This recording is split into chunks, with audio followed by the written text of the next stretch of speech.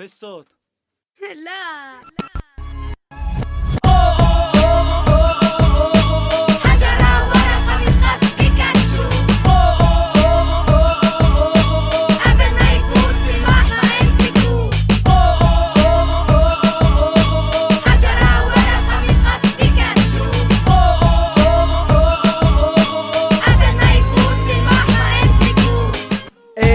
اتفضل على الحارة، المغربيات بتنزل درجة الحرارة من دم مع أولاد الجارة. كلنا هيك وادي حلوة بستان وبرضو العين، نتقسم فرقتين منضل وحدة ايد واحدة.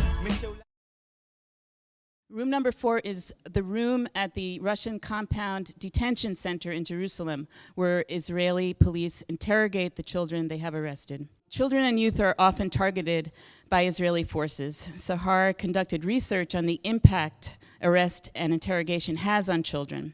This research led to room number 4 photography exhibit you see on the walls over there with their testimony. It's my pleasure, really, an honor, to introduce Sahar Abbasi Baidon, who was born and raised in Silwan, East Jerusalem.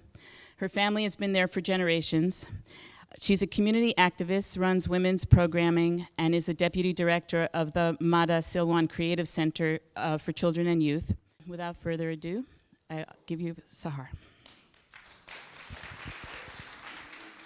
Silwan, this is a village or a town around East Jerusalem. It's occupied territory. It's under occupation since 1967. Silwan considered to be one of the most oldest and important towns in East Jerusalem. Silwan means tranquility, peace of mind. Unfortunately, all these meanings are not exist in Silwan anymore. In the beginning of the 90s exactly, we consider ourselves in Silwan relying under a second occupation when illegal settlers start forcing their way and start evicting houses in Silwan. The main challenge we face, it's the illegal settlers who force their way into Silwan. We're not talking about any ordinary Jewish family. The most extremist and ideological Jewish who came to live between us with the company of their security, full armed security guard, for sure supported by the Israeli forces. For us, the most dangerous challenge we're facing now, arrest, especially between children. I'm talking about children, I mean children from 6 years old till 17, 18 years old. And it's a daily process happening to children in all East Jerusalem, and in Silwan in particular. More than 50% of the cases of the children, it happened during the night while they are sleeping in their beds, about at the hours 4, 5 in the morning, while I still sleeping. The way they're doing it, they will come to the house, they surround the house with something like 8, 7, 10, maybe more jeeps. And they won't just knock on your door, give you a summons and tell you that you can bring your child or we want to arrest your child. No, they will surround the whole neighborhood. They will deny anyone from getting in or out. They will come to your house. They will start not knocking, I don't know, explode even sometimes. They don't wait for you to open your house to ask, as any other police or any other authority would do. They will come, they will explode the door, they will start. The idea is to intimidate the whole neighborhood. So imagine, let's say 15, 16, 10, 12 years old boy, he will awake just surrounded with something like 10 to maybe more special forces. Usually they are undercover black they will wear. This is the way, with their guns just upon his head. In the same minute, as soon as they will take him from his house, he will be handcuffed, leg cuffed, and blindfolded, which is, according to the Israeli law, which we're supposed to follow in East Jerusalem, it's illegal. But this is the way they are treating children. During this arrest, they will be denied from food, water, or using restrooms. They will describing those cells as very cold, I don't know, dark, dirty places, not enough.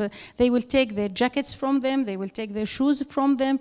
The food is very I don't know. It's not something you can give to human beings. They will be beaten, slapped, kicked. Actually, they are focusing on the legs, the hands, the back of the child, the places which you can't easily find a prose or something. There's nothing being respected. Not their humanity, not being children, nothing is being respected with those children. A 14-year-old boy, do you know, one of the detectives asked him, do you know why we call this room investigation room number 4? Because you Arabs coming to this room on your 2 and going out on your 4, like animals or like babies. An 8-year-old boy, he said that when I asked them to use the restroom, they told me, you can pee on yourself. And just I'm mentioning a few of what really happening with our children. Every morning, we're not sending our children to a war or to fight someone. Actually, we just only send them to their schools. And to be honest, we're not sure if they are coming back alive or not. This is what's happening these days in East Jerusalem. When you go to witness an irrigation with your children, finally they will give you a lot of papers which is in Hebrew, and they will force you to sign those papers. And even if you say, I can't read it, but it's not an option.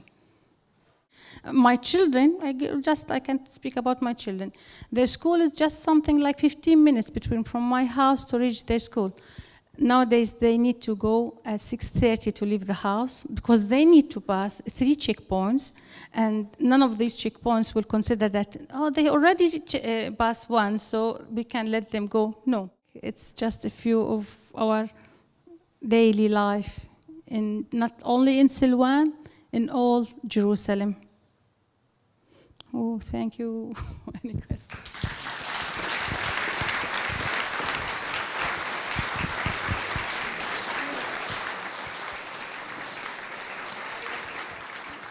Let's give another big applause and thank you to Sahar.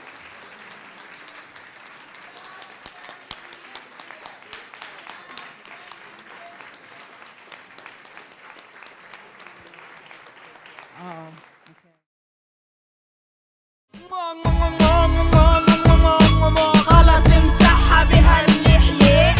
قرب الليل حرك جريك، نلعب شوي قبل ما يبلش نجي بيك. عقبال ما ألعب غماي، أحط راسي على الحيطة وأغمض عيني. 1 2 حوق أفتح والمستوطنات يخفوا.